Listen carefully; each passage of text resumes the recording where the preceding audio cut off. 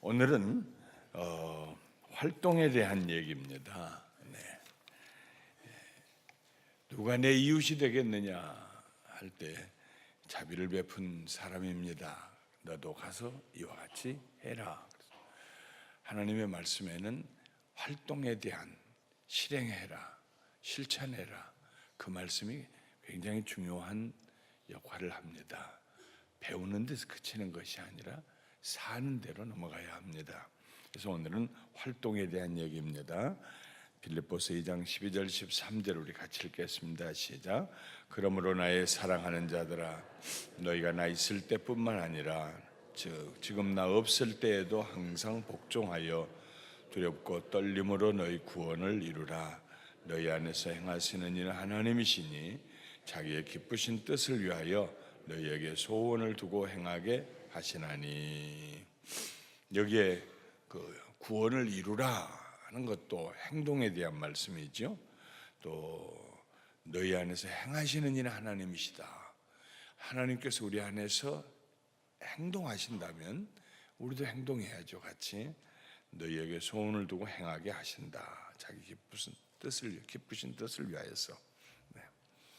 상담하시는 분들이 하는 얘기가 문제가 별로 없다고 생각하는 사람보다는 난 문제가 많은 사람이야 하는 사람이 훨씬 더 효과가 좋다 하는 말을 합니다. 왜냐하면 문제가 많은 사람은 자기 문제를 깨닫고 났을 때에 그 문제를 정정하기 위해서 활동하는 사람입니다. 난 별로 아니다, 괜찮다, 그런 사람은 활동할 일이 없기 때문에. 신앙생활도 마찬가지입니다. 아주 착한 사람이 예수님을 믿는 것보다는 이것은 정말 착해서가 아니라 스스로 착하다고 생각하는 사람이요, 나는 못됐다고 생각하는 사람이 예수님을 믿을 때 그 나타나는 결과와 열매가 더 눈에 띄게 되는 것입니다. 하나님이 일하시기 때문에 첫째로 우리도 일해야 합니다. 하나님은 행동하시는 하나님이십니다. 적극적인 참여와 노력은 하나님의 특성입니다. 천지를 창조하실 때부터 시작해서 마지막에 새 예루살렘과 새 하늘 새 땅을 이루실 때까지, 회복하실 때까지 쉬지 않고 일하세요. 예수님도 그러셨어요. 내 아버지가 일하시니 나도 일한다 그랬습니다. 하나님은 일하고 계세요. 지금 오늘 우리와 동행하시는 것도 하나님의 활동이에요. 우리를 깨닫게 하시고 회개하게 하시고 위로하시고 성장하게 하시고, 이 모든 것이 다 활동이에요. 하나님의. 바울이 그랬습니다. 나는 씨를 심었고 아볼로는 물을 주었다. 그러나 자라나게 하시는 이는 하나님이시다. 씨 심는 사람보다 물 주는 사람보다 비교할 수 없이 더 많은 활동량을 하나님이 가지고 계신다는 말입니다. 자라게 하시는 거예요. 하나님은 자신의 일정과 과제를 끊임없이 수행해 가십니다. 천지 만물을 붙들고 계시고요. 하나님은 우리의 삶이 사는 것이 가장 중요한 두 가지 요소로 구성되게 하셨는데,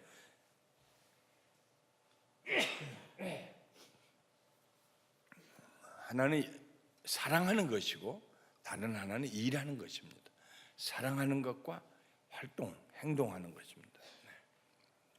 제가 1월이면 이제 알러지가 와가지고 애를 먹는데요. 금년 내는 참 많이 건강해진 거예요. 그렇죠? 오늘 아침에도 건강 얘기를 하라고 그러면 한없이 하겠지만은 하나님 말씀으로 내가 다른 데라 한 발짝만 삐끗하면은 시간이 오래 가니까 다시 들어가십시다. 하나님은 우리의 삶을 두 가지 구성 요소예요. 사랑하고 일하는 거, 일하면서 사랑하는 거. 일을 그칠 수가 없어요. 사랑하는 걸 그칠 수가 없어요. 하나님의 계획입니다. 사랑이 있기 때문에 일할 수 있어요. 사랑이 끝나고 나면은 일하고 싶은 마음이 없어요. 왜 고생합니까? 사랑하기 때문에 고생하는 거죠. 자식들 사랑하기 때문에 고생하는 것이죠. 일하다 보면은 또 우리 마음에 사랑이 또 발전이 돼, 자가 발전이 돼. 그래서 미워하면서 사랑한다 하는 말이 거기서 나온 것입니다. 하나님과 다른 사람을 사랑한다면은 우리가 적극적으로 활동해야 되고 또 그렇게 해야 될 노력이 필요하다 하는 말입니다. 가장 귀한 관계는 노력이 많이 들어간 관계입니다. 그냥 지나가면서 만나면 하이 하고 했던 이웃집, 가까이 살지만 그 이웃집과의 관계보다는 좀 멀리 떨어져 있어도 그 사람과 불편한 관계를 해소하기 위해서, 내가 그 사람에게 가까이 가기 위해서, 그 사람이 내게 가까이 오도록 허락하기 위해서 노력하는 그 관계가 훨씬 더 귀한 관계가 된다는 말. 여호와의, 같이 읽어요. 시작. 여호와의 눈은 온 땅을 두루 감찰하사 전심으로 자기에게 향하는 자들을 위하여 능력을 베푸시나니. 하나님이 온 땅을 둘러보시다가 하나님을 찾는, 간절히 하나님을 찾는, 왜 찾습니까? 도움이 필요하니까 찾는 거지요. 네. 그 사람에게 가셔서 하나님이 능력을 베푸신다 그랬어요. 능력을 베푸신다는 말은 돕는 일을 적극적으로 행하신다는 것입니다. 하나님은 우리를 도우세요. 성령님 우리를 도우시기 위해서 와 계세요. 네. 적극적으로 하나님을 찾는 사람에게 하나님이 도우신다는 것입니다. 두 번째, 그러므로 우리의 마음에 하나님은 일하고 계신다 하는 걸 마음에 둬야 되고, 두 번째, 영적 성장은 영적 성장이기 때문에 가만히 영적으로만 성장하는 게 아닙니다. 영적 성장에는 반드시 활동이 뒤따라와야 돼요. 행함이 없으면은, 노력과 실천이 없으면은 영적으로 성장하지 않습니다. 네. 활동은 성장의 필수 요건입니다. 예. 성장하려면 활동해야 돼. 행해야 돼요. 우리 어린아이들 보세요. 제일 많이 성장할 때, 그 성장의 퍼센테이지가 막 급한 곡선을 그리면서 성장할 때, 그때가 어린 시절 아닙니까? 5, 6살 먹을 때까지, 그 다음에도 초등학교 다니고 중고등학교 다닐 때까지도 막 비성장합니다만은, 이 성장할 때, 특별히 어렸을 때 1살, 2살 이 무대에 얼마나 빨리 성장합니까? 그때 아이들이 활동하는 거 한번 기억해 보세요. 아이고, 쟤는 잠시도 가만히 있지 않는다고. 애를 가만히 있게 놔두면은 그 아이는 성장하지 않는 겁니다. 그러니까 그 아이가 지금 잠시도 가만히 있지 아니하고 뒤척이고 잡고 뛰고 넘어지고 잠잘 때만 잠시 있는 거지, 그 동안에는 잠시도 가만히 있지 않다는 것은 지금 잘하고 있다는 겁니다. 그걸 가만히 있어, 그 말은 잘하지 말고 그냥 그대로 있어 하는 말하고 똑같은 거예요. 예, 성장에는 반드시 활동이 따라오는 거예요. 활동은 실천하는 거예요. 우리는 거룩하게 된다는 성화, 우리의 성화는 하나님과의 협력으로 이루어지는데, 우리가 해야 할 일이 있고 하나님이 하셔야 될 일이 있다는 것입니다. 하나님께서 다 우리를 잘하게 해주셔야지 우린 가만히 있으면 된다. 그것은 경건을 오해하는 것입니다. 경건에는 반드시 활동이 포함되어야 합니다. 실행하지 아니하는 경건은 경건이 아니다 하는 말씀입니다. 우리는 구원을 이루어야 합니다. 이 말은 예수님이 하다가 중간에서 성취하지 못한 구원을 우리가 마저 성취해야 된다는 얘기가 아닙니다. 십자가 위에서 예수님은 우리 모든 죄를 사하셨고, 우리가 예수님을 내 구주로 영접하고 회개하는 순간에 우리는 거듭나서 하나님 자녀가 됐어요. 구원은 끝났어요. 끝난 구원이지만은 그 구원을 성취해야 된다는 것은, 세상에 아이가 태어났지만은 사람 노릇을 하려면 성장해야 된다는 것하고 똑같은 것입니다. 성장은 무엇입니까? 몸만 성장하면 소밖에 더 되겠어요? 네. 정신이 성장해야 되고, 감정이 성장해야 되고, 영이 성장해야 되고, 언어가 성장해야 되고, 관계를 맺는 스킬이 성장해야 되고, 이게 성장입니다. 네. 그게 다른 말로 하면 구원받은 우리가 그 구원을 온전히 이루어가는 것입니다. 이 말은 부지런히 책임을 다해서 성장을 추구해야 한다는 뜻입니다. 우리가 노력하면은 놀랍게도 하나님께서 신비하신 능력으로 우리를 도와주십니다. 지나놓고 나면은 나는 하나밖에 안 했는데 나머지 9은 하나님께서 하셨다. 그게 은혜잖아요. 그게 바울의 고백이잖아요. 나의 나 된 것은 하나님의 은혜다 그랬습니다. 내가 다 한 줄 알고 애쓴 줄 알고 새벽기도 나가고 기도하고 그래서 된 줄 알았는데 정말 경건한 상황에 들어가면은 아니야, 내가 한 것은 극히 작은 거야. 바울의 얘기예요. 나는 씨를 심었을 뿐이고 아볼로는 물을 주었을 뿐인데 자라게 하시는 분은, 정말 중요한 일을 하신 분은 하나님이시다. 이것이 은혜를 고백하는 것입니다. 그러나 적어도 씨를 심는 일을 우리가 해야 돼. 물 주는 일도 우리가 해야 돼. 뒷페이지로 가셔서 성장에서 활동이 차지하는 위치, 굉장히 두 가지 얘기를 합니다. 성장을 왜, 어떤 활동을 해야 되느냐, 성장하기 위해서 어떤 활동을 해야 되느냐 하는 것입니다. 첫 번째는 우리 화해와 공정함, 두 번째는 주체성인데요. 자꾸 주체라는 말이 좋은 말인데 저 공산주의 북한 사람들이 주체 해가지고 그 말 할 때마다 이상한 느낌이 듭니다만, 주체라는 것은 오너십을 가지고 있다 이 말이에요. 내가 오너십을 가지고 해라. 공정과 화해는 영어로 하면 reconciliation versus fairness입니다. 페어해야지, 정당해야지, 공평해야지, 내가 하면 당연히 해야 할 거 아니야. 이런 페어네스, 공평을 찾는 거요. 그거보다 더 중요한 것은 화해하려고 하는 자세다. 화해하고 화목하는 자세다 하는 것입니다. 우리 그 화해와 공정함, 성장을 위해 같이 읽어봐요. 시작. 성장을 위해 적극적으로 노력을 기울일 때는 공정함을 따지기보다 화해에 더 많은 비중을 두어야 한다. 우리에게 상처를 입힌 사람이 다가오기를 기다리지 말고 우리가 먼저 다가가 화해를 시도해야 한다. 반대로 우리가 먼저 찾아가야 한다. 하나님은 공정함보다 관계를 더 중요하신다. 다른 말로 하면 하나님은 공정함보다도 화해를 더 중요하게 생각하신다. 그랬잖아요. 만일 하나님께서 공정함을 앞세우신다면, 공의를 앞세우신다면 하나님 앞에 나갈 자가 누가 있습니까? 우리가 범한 죄의 문제를 해결해야 하나님께 나갈 수가 있는데, 죄값은 사망이에요. 죽어야 돼요. 죽고 나면 어떻게 하나님께 가요? 불가능한 것입니다. 공평함과 공정함은 다른 말로 하면 불가능하다는 얘기입니다. 우리가 흔히 관계가 어글러졌을 때 하는 말이 자기가 잘못했잖아. 그럼 한마디만이라도 미안하다. 그럼 난 다 풀 텐데 100년이 아니라 300년을 더 살아보십시오. 그 일은 일어나지 않습니다. 절대로 일어나지 않습니다.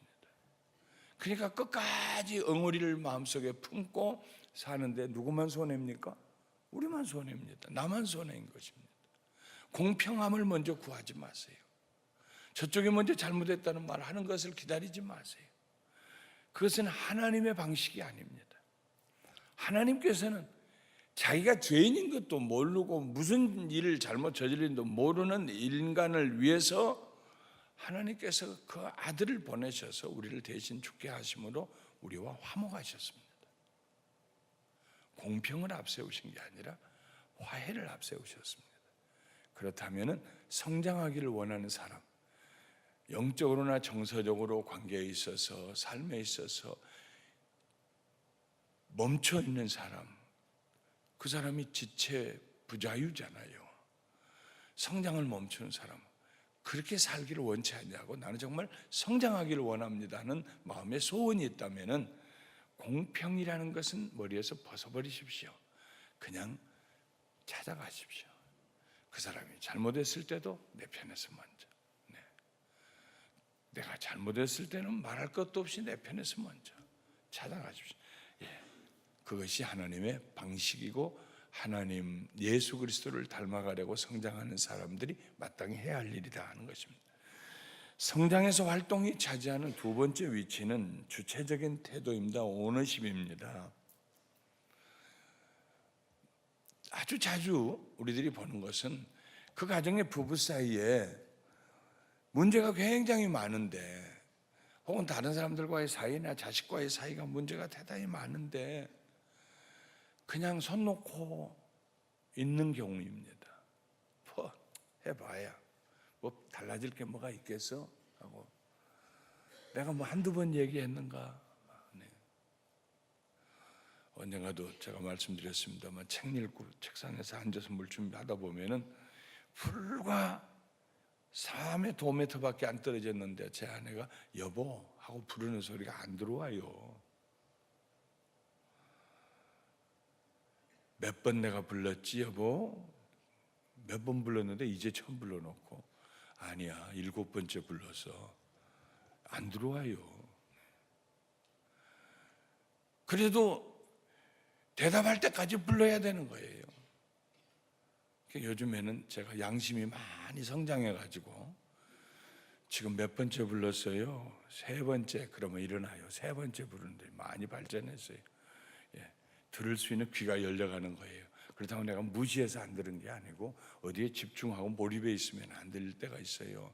들을 때까지 가서 내가 찾아가서 얘기하고 일어나라고 그러고 끌고 이거 해보자고 그러고 그게 오너십입니다. 그게 주체성입니다. 내가 시작해 보는 거예요. 상대방에게 맡기지 마시고 그게 아내가 될 수도 있고 그게 남편이 될 수도 있고 부모가 될 수도 있고 자식이 될 수도 있고 감사방의 목자님이 될 수도 있고 내가 가서 계속 전화해서 이번에 우리 모임이 있어요. 5번이나 했는데 5번 다 안 나왔다. 한 번 또 해요. 6번 또 해요. 7번째는 편지 보내요. 그게 주체성이에요. 활동은 내가 끝까지 해내게 선한 길로 인도하고 끌어내고 관계를 맺게 하는 것이 그것이 활동에 성장하는 데 필요한 활동의 중요한 인그리디언트, 요소다 말입니다. 하나는 화해를 먼저, 두 번째는 내가 먼저, 끝까지 이겁니다. 네. 세 번째는 실수로부터 배우기. 활동하다 보면은 실수할 때가 있습니다. 성장의 과정에서 때로는 실패할 수도 있습니다. 그 실수에서 배워서 앞으로 나가야 합니다. 둘 중에 누군지는 모르겠어요. 두 저자 중에 한 사람이에요. 자기 친구들이 자기를 깨닫게 해준 것이 하나 있었는데 자기가 감정적으로 굉장히 폐쇄적인 사람이라는 걸 알게 해줬어요. 자기 감정을 잘 표현을 안 하고 닫아두고, 감정을 표현을 안 하고 닫아두면은 관계 맺기가 참 어렵습니다. 좋은 것과 나쁜 걸 얘기할 수 있어야죠, 같이. 처음에는 싫지만은 그 과정을 지나면서 더 깊은 관계로 들어가면은 아주 달콤해집니다. 서로가 정직하다는 것이, 서로가 한 겹 껴입고 있지 아니하고 정직하다는 것이 아주 그 관계가 달콤하게 느껴져요. 그런데 이 저자 중에 한 사람이 감정적으로 폐쇄가 됐어요. 별로 표현하지 아니하고 예 하고 그저 좋은 게 좋은 거니까 하고 그렇게 넘어갔어요. 내 친구들이 그랬어요. 당신은 감정적으로 정직한 사람이 아니야. 그게 마음이 아팠으면 아팠다고 얘기를 해야지. 상처가 됐으면 상처가 됐다고 얘기를 해야지. 당신한테 상처를 준 사람은 모르고 있잖아. 감정적으로 정직해. 폐쇄되지 말고. 그래서 살펴 생각해 보니까 자기가 너무 그렇게 감정적으로 폐쇄된 사람. 그래서 고치기로 작정을 했어요. 내가 활동을 해야지. 그러려면 감정을 열어놓고 정직한 감정을 표현하는 활동을 해야지. 그래가지고 이제 작정을 하고 했어요. 누가 물어봅니다. Hi, how are you? How are you today? 하고 물어보면은요, 우리 보통 미국 사람들이 지나가면서 Fine, thank you. And you? 하고 물어보고 뭐 오늘보다 더 좋은 날이 없다 뭐 하면서 몇 마디 하고 그냥 지나가잖아요. 근데 누군가가 이 사람한테 와서 이제 내가 감정을 정직하게 폐쇄하지 아니하고 열어놓기로 작정을 하고, 사람이 How are you today? 하고 물어볼 때마다 Today, my today is 하고 얘기를 시작하고, 그러니까 자기는 감정을 그대로 오늘 좋다, 나쁘다, 오늘 걱정이 있다, 근심이 있다, 오늘 아주 기대가 된다, 아이고 오늘은 정말 하기 싫은 일이 있다, 뭐 하고 싶은 얘기가 있을 거 아니겠어요? 물었으니까. 그래서 그 얘기를 계속 하면 두 가지 반응이 나타나는 거예요.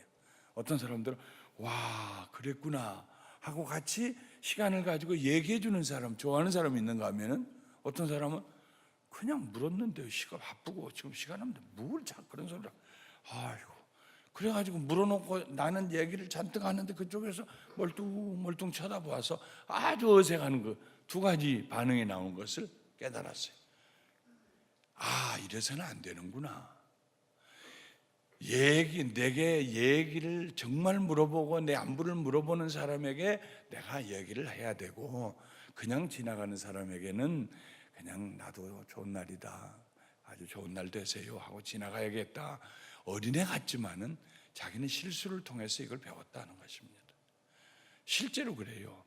내가 감정을 열어서 누구하고 얘기를 하고 자기 감정을 보이고 정직하고 진실하고 진리를 중요하게 생각하고 이런 생활을 하려고 하는데 어떤 사람에게는 그게 잘 통하고 기쁨의 요소가 될 수 있어요. 어떤 사람에게는 그게 준비가 안 된 사람이 있어요. 그럴 땐 지혜롭게 준비가 안 됐으면, 아직 씨 뿌릴 단계가 안 됐으면은 그 다음을 기약하고 나가야지.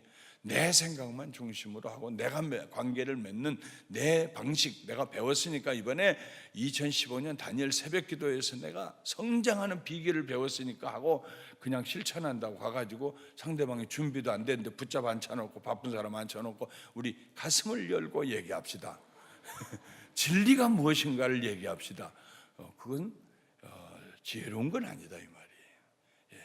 성장하는 활동은 가끔 우리를 실수하기도 하고 실패하기도 하지만 거기서 지혜를 배워서 앞으로 나가야 된다 하는 것입니다. 네 번째, 성장의 과제입니다. 성장의 과제. 하나님 앞에서 우리는 겸손해야 합니다. 나는 더 자라야 돼. 아직도 멀었어. 사람은 12번 되는데 나는 이제 7번째야. 절반이 넘어야 그래도 자존심이 서니까 나는 이제 7번째야. 아직 더 성장해야 돼. 이런 겸손함이 있을 때 그 사람이 성장한다 하는 말입니다. 그때 하나님을 의지하고 복종할 수가 있습니다. 두 번째는 성장이 필요한 부분을 찾아내야 돼. 내 삶 중에서 성장이 필요한 것이 무엇인가? 약속을 지키는 것, 그 자꾸 약속을 잃어버리고 에이 안 가도 돼. 뭐 기다리면 어떡하려고? 기다리다 가겠지 뭐. 이거 보통 중증이 아니거든요. 약속해놓고 이 분야가 내가 성장해야 된다 하면은 지지그룹에게 몇 사람에게 부탁해서 내가 몇 월 며칠 몇 시에 약속이 있는데 내가 약속을 어기는 버릇이 있어. 그러니까 그 약속에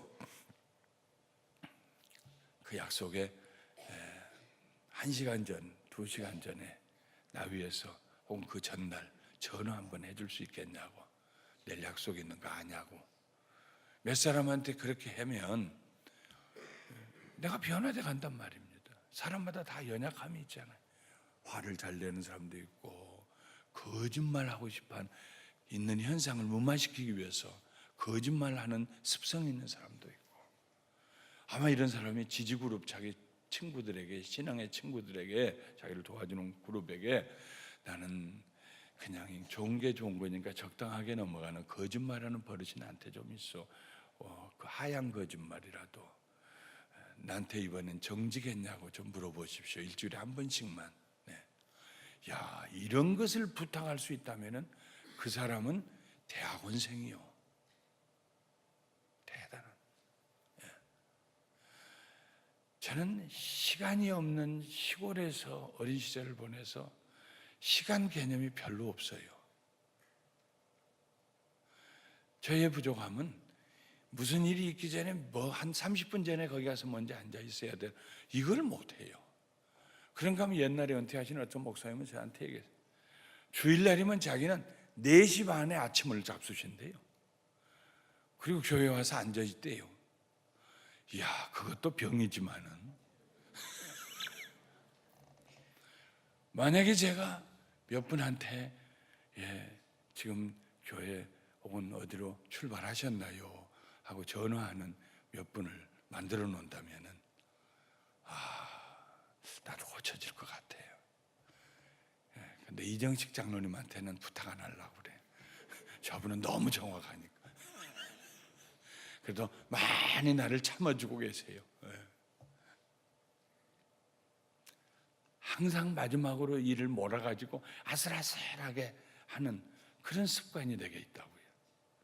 제 아내도 몇 번 얘기하다가 거기서 인생 사는 낙을 누리는가 보다. 그리고 이제 더 얘기를 안 해요. 이번 이거 만들 때도요, 약속을 은사 선생님한테 새벽하겠다는 약속을 2번이나 어긋나면서 한 번은 컴퓨터에 다 날아가 버려가지고 다시 하느라 정신없이 막 완전히 그냥 그러면서 또 한편으로는 기쁨도 누리지만은 사람마다 다 약점이 있잖아요. 신방 갈 때는 제가 일부러 5분 늦게 갑니다.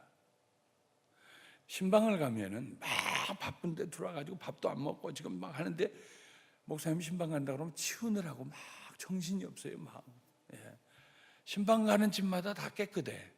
난 살림을 다 잘해서 그런 줄 알았더니 1년 만에 치웠대 오늘이요. 그러니까 조금이라도 더 여유를 주기 위해서 신방 갈 땐 내가 언제나 5분 늦게 가요. 일부러. 조금이라도. 그러나 저에게도 약점, 여러분들에게도 부족함이 있어요. 거기를 찾아내십시오. 세 번째, 성장 환경을 찾으십시오. 도울 수 있는 사람들, 내가 성장할 수 있는 환경 안에 머물러 계십시오. 비난하는 사람들 가운데서는 성장할 수가 없어요. 격려하면서 조정해주고 책망도 겸하여 해주면서 사랑하는 그 그룹 안에서 우리는 성장하게 됩니다. 건강한 교회, 감사하는 교회, 우리는 성장할 수 있는 교회, 앞으로 우리 모두 그렇게 되십시다. 아멘. 아멘. 은혜와 진리가 풍성한 그룹들, 그 소위 지지 그룹이요. 이제 우리가 이걸 지금 그 다음에 또 준비해 가려고 합니다. 진리를 구하십시오. 상황의 심각성을 축소해서 별거 아니야, 괜찮아 완벽하게 보이고 싶어하는 인간의 본성을 경계하고 문제를 문제로 볼 수 있고 문제라고 얘기할 수 있고 다른 사람이 문제라고 지적하는 것을 변명하지 않냐고 받아들일 수 있는 진리, 현실, 진실, truth, 이것을 구하십시오. 나아가서 관계의 마음을 기울이십시오. 마음을 열고 자신을 솔직히 드러내는 일은 특별한 노력이 필요합니다. 자기의 부족함을, 자기의 문제를 얹힌 것을 얘기한다는 거, 드러내는 거, 이거 아주 에너지가 필요합니다. 누구나 다 자기 보호 본능이 강하고 자기는 문제없다 하는 것을 나이가 들수록 더 그걸 내세우고 싶어하는 자기 보호의 본능이 강하고 폐쇄적인 성향이 더 많아져 가기 때문입니다. 성장의 열매를 맛보려면 다른 사람을 내가 마음을 열고 받아들일 수 있어야 합니다. 성찰이 필요한 부분을 적극적으로 점검해 보십시오. 어떤 분은 일기를 쓰면서 이렇게 쓴다고 그래요. 어제는, 반드시 일기의 첫 글자가 어제는 하고 시작한대요. 이거는 어제를 성찰해 보는 거예요. 어제 내가 잘못한 게 무엇인가, 모자란 게 무엇인가, 하다 남고 성취하지 못한 게 무엇인가, 어제 내가 받은 은혜가 무엇인가, 어제 내게 고마움을 베풀어 준 사람들이 누구인가. 그래서 어제는 하고 시작한답니다. 다섯 번째, 수동적인 태도를 극복하십시오. 의존심이 강한 수동적인 사람들은 성장에 필요한 문제를 안고 있는 경우가 많습니다. 더 좋은 관계와 도움을 원하지만 현실을 직시한 그런 아픔을 감당하기가 싫어서 그냥 위로나 받고 안전하고 소속감이나 느끼는 거기에 머물러 있기를 원합니다. 청소년 때는 피어 프레셔를 느껴요. 아이들에게 같이 동질 그룹에 속하고 싶어서 옷도 비슷하게 입고 언어도 같이 비슷하게 사용하고. 그러나 어른이 되어서까지 피어 프레셔를 느껴가지고 다른 사람들 이러니까 나도 이래야 되고, 이것은 성장했다는 증거가 아니에요. 요즘은 유행이니까 옛날에 말이야 한 7, 8년 전에 한국을 갔더니 얼마나 사람들이 난 몇 번을 얘기해요. 왜냐하면 그 당시 한국의 유행이 전부 이렇게 줄 반드시 쳐 있는 이게 스트립 돼 있는 그런 양복을 입고 다녔다고 이렇게 쫙쫙 이렇게 줄이 쳐 있는. 근데 아무것도 아닌 민자 양복을 입고 간 사람 나밖에 없었거든요. 그러니까 화성에서 온 사람처럼 날 다 쳐다봐. 그래서 보니까 한 사람도 예외 없이 전부 비 오는 것처럼 이렇게 무늬가 이렇게 된 양복 입고 다니는 거예요. 이야, 땅이 좁아서 그런지 유행이 얼마나 많은지. 어떤 분이 잘 아시는 분이 제 아내를 옷을 하나 사주겠다고 백화점을 갔는데 요즘에는 이런 걸 입어야 된다는 거예요. 그게 뭐냐면은 여름 옷인데 안감이 가운데가 토막이 쳐져서 안감이 위에 옷에 가운데까지만 안감이 내려와 있는 거예요. 이렇게 보이는 거예요. 그게 유행이요. 아니 유행이 겉만 하면 되지 왜 속에까지 가지고 비치는 옷에 안감이 가운데만 이렇게 내려와 있는 거예요. 아이고 저건 좀 그렇네요. 난 길게 안감이 끝까지 내려와 있는 거 사고 싶어요. 그게 싸거든요. 값도 절반밖에 안 되거든요. 근데 안 된다는 거예요. 그건 유행이 지나가니까 안 된다는 거예요. 2시간을 싸우다가 못 사고 그냥 나왔어요.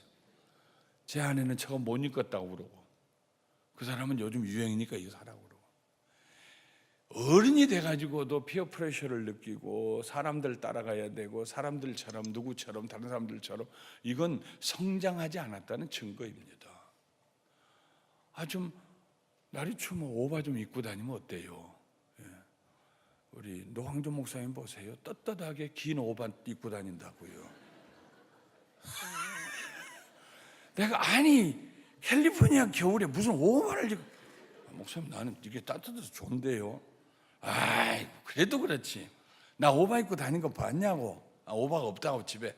그래도 떳떳하게 얼굴을 두텁게 하고 오늘 아침에도 또 입고 앉아있어요 저기. 그게 성장했다는 증거입니다. 목사님이 도대체 무슨 얘기하는지 모를 거예요. 매일 아침 플로리다에 가서 지금 치료받으려고 가 있는 김정수 안수 집사님이 매일 이게 올라오자마자 동영상 올라오자마자 봐요. 아마 김정수 안수 집사님도 웃을 거야. 두 부부가요. 우리 모두 다 치료 빨리 하고 돌아오기를 기도하고 있어요. 어제 소망에 모였는데도 김정수 안수 집사님 기도하더라. 간 이식 수술을 받으려고 지금 거기 가 있어요. 여러분들도 기억하시고 기도해 주시기 바랍니다. 성경의 메시지에 대한 오해입니다. 이건 무슨 얘기냐면은 하나님은 수동적인 태도를 미덕으로 보지 아니하시고 문제로 보신다는 말입니다. 그 예가 어디에 나오느냐? 5달란트 맡기고 2달란트 맡기고 1달란트 맡겼는데 5달란트 2달란트 맡은 사람은 열심히 일을 했어요. 활동을 했어요. 갑절에 남겼어요. 근데 1달란트 맡은 사람은 갖다 묻어놨어요. 인액티브했어요. 수동적이에요. 꾸짖었습니다. 주인이 투자한데 이익이 없다. 하나님이 우리를 세상에 태어나게 하신 것은 하나님의 놀라운 투자입니다. 우리를 자라게 하시고 예수 믿게 하시고 변화되게 하시고 말씀 주시고 깨닫게 하시고 쉬지 않고 우리 한 사람 한 사람을 위해서 하나님이 일하고 계세요. 투자하고 계세요. 그런데 그 투자에 열매가 없어요. 도대체 뭐 하다가 사는지 모르는 거예요. 끝까지 1달란트 갖다 묻어놓은 거예요. 그냥. 그때 하나님께서는 그걸 본전이라도 찾기 위해서 고맙다 아니시고 참 문제가 많구나 너에게. 문제가 많구나. 그러면 은행에라도 갖다 놓으면 싼 이자라도 나올 거 아니냐. 우리가 성장하고 활동할 때에 수동적으로 나는 가만히 있으면 된다고 생각한 건 아니다 이런 말입니다. 시집 가고 싶거든 배우자 찾아다녀요. 가만히 있는데 누가 데려가요?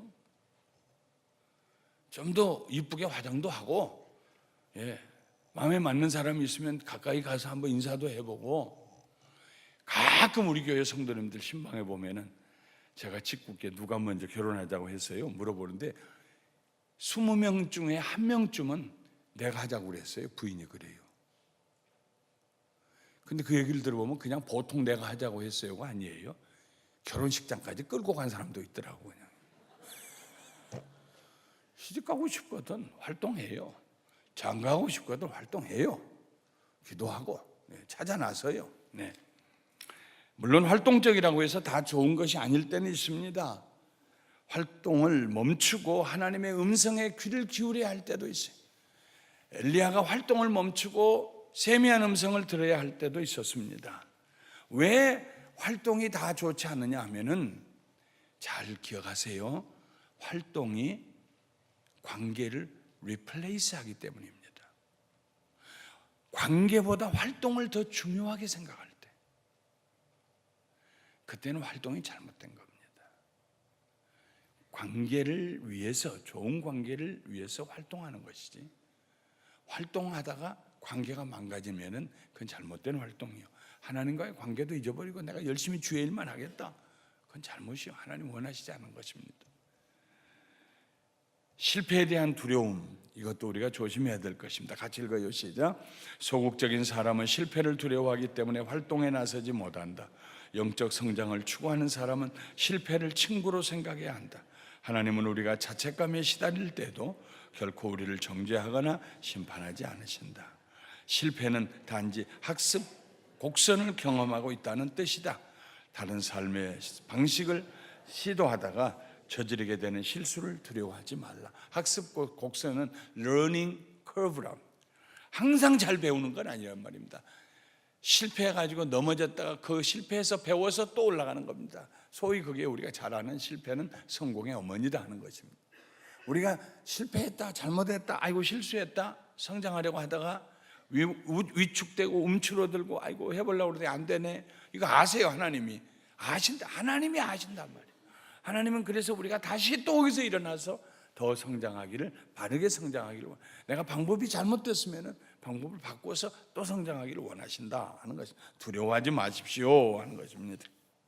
성장을 위해서는 담대해야 됩니다. 그 다음에 보호를 원하는 욕구입니다. 같이 읽어요. 시작. 보호를 원하는 욕구는 발달 단계상 인간의 초기 욕구에 해당한다. 사랑을 일관되게 받지 못한 경우에 이런 욕구가 강하게 남아있게 된다. 이런 욕구는 영적 성장 과정에서 소극적인 태도를 취하게 된다. 이런 사람들은 직접 말하지 않아도 다른 사람들이 자신의 생각과 감정을 이해해 줄 것이라고 착각한다. 그들은 도움과 구원을 혼동하는 경향이 있다. 도움이 아니라 해결 자체를 기대한다. 우리 모두가 보호를 원하는 욕구를 가지고 있어요. 남에서부터 우리가 할 일이 아무것도 없었잖아요. 귀저귀 갈아주었지요, 먹여주었지요, 재워줬지요, 안고 다녔지요. 그러니까 우리 속에 그 보호에 대한 욕구가 있어요. 이게 때가 되면 다 껍질을 벗고 내가 혼자 할 수 있다로 가야 되는데, 이 과정을 제대로 겪지 아니한 사람 끝까지 부모가 오버 프로텍티브 해가지고 그냥 이렇게 보호하고 넌 내 말 들어야 돼, 나한테 얘기해야 돼, 그래서 소위 마마보이가 되는 것처럼 그렇게 되는 사람은 마음속에 보호에 대한 욕구가 아직도 강하게 남아있어서 누군가 나를 위해서 대신 다 해주기를 원하는 거예요. 다 해주기를 원하는 거예요. 이 사람은 도움을 구하는 것이 아니라 구원을 구하는 거예요. 그런데 하나님은 우리를 구원하시고 난 다음에는 잘하도록 도우시는 하나님이세요. 우리를 도우시는 거예요. 우리가 서로를 도와줄 수 있어요. 구원해 줄 수는 없어요. 가만히 있는데 그 사람을 성장시킬 수는 없어요. 성장은 언제나 자기의 몫이에요. 내가 성장해야겠다고 생각하고 하나님의 도우심을 구하고 기도하면서 활동하면서 트라이 앤 에러, 시행착오도 겸하면서 활동 중에 성장해 가야 돼요. 그런 사람은 보호받는 욕구를 벗어버려야 돼요. 이런 과정을 통해서 그 욕구에서 졸업을 할 수 있다면 정말 큰 축복입니다. 네. 도움과 구원을 혼동해서는 안 된다. 네. 어제 그제 제가 얘기했죠. 플러에 다니면서 시험 점수가 처음에 잘못 나왔을 때 같이 옆에 있던 마이클이라고 하는 친구에게 막 제가 감정을 쏟아냈다는 거.